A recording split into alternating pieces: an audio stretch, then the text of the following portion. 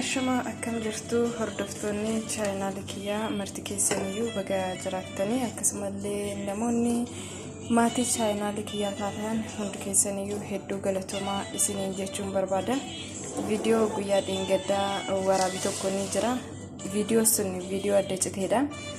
Mullu samaaf waraabuu diddee jettanii dubbanaaf barreessitanii turtanii ijoolleen messenger kootiif WhatsApp koo beektan jechuudha.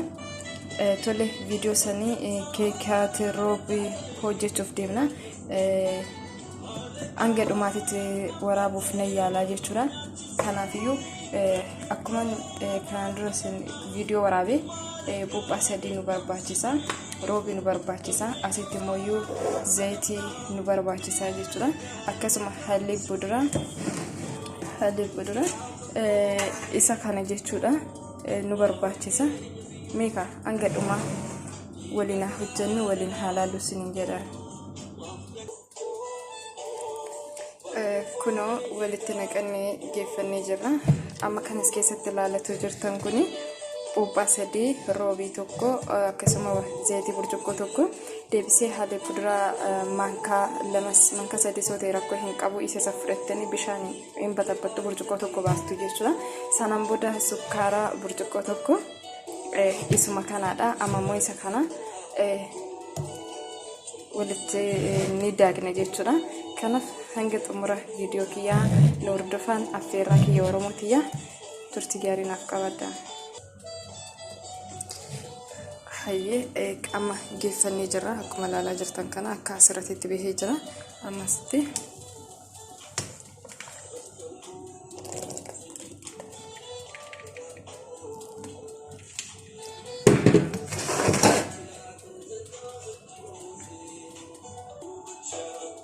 kuna bifa kana nama daakuu keenya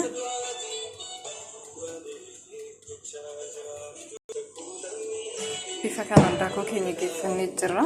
Bifa kana daakuu keenya geeffannee amma asitti baking powder dha. Baking powder haala kanatti geeffannee jirra.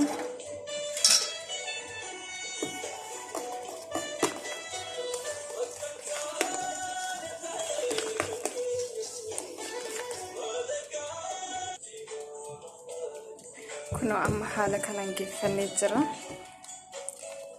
Kun keeka asitti immoo sahaanii geeffannee jira. Asitti sahaanii keekate amma dijjuu isaa keessa chokkolaataa akka nuuf ta'u chokkolaataa irra dhiyeessina.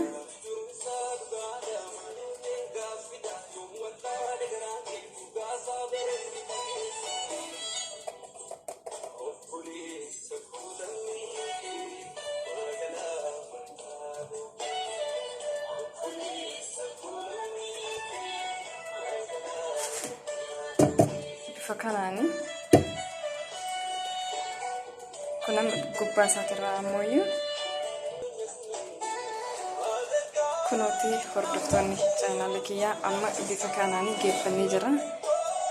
Firani keessa goona daqiiqaa 30 booda ni gahaa jechuudha. Hanga xumura viidiyoo kiyyaa nu hordofan affeerraa kiyyaa keekii roobii keekata ajaa'ibaa jechuudha. Yookaan immoo keekata urgoo kan jedhamu keeka ajaa'ibaa waliin hojjanna jechuudha. Hayyee keekiin keenya kunoo kana fakkaata bifa kanaan baheetu jira. Baay'ee kan namatti toluu fi baay'ee nama gammachiisudha. Egaa keeka kana akka salphaatti hojjechuu dandeenya. Amma keekiin keenya xumuramee jira. Asitti immoo sahaana keekatti baafannu kuno sahaana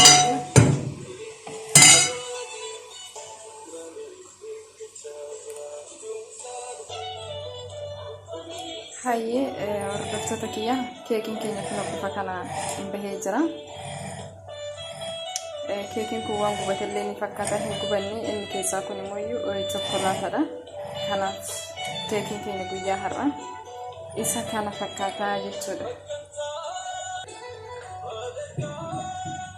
Hayyee keekiin keenya kun isa kana fakkaata.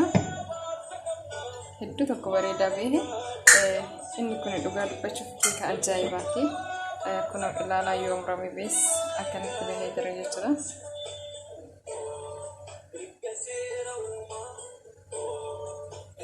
Kana fakkaata keekiin keenya guyyaa har'aa. Asitti immoo kinnichaadha chipsiidha. Chipsii kanallee mana lamaa kan hojjechaa jira waan ta'eef bakka lachuu kanan baasa.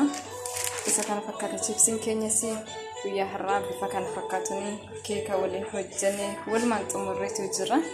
Hanga xumuraatitti waan hordoftaniif hedduu galatoomaa ulfaadhaa ulfina argadhaa. Akkasumallee warroonni maatii chaayinaalii kiyyaa taatan hundumti keessanii jechuudha galatoomaa hedduu takka galatoomaa ulfaadhaa ulfina argadhaa isin jechuun barbaada.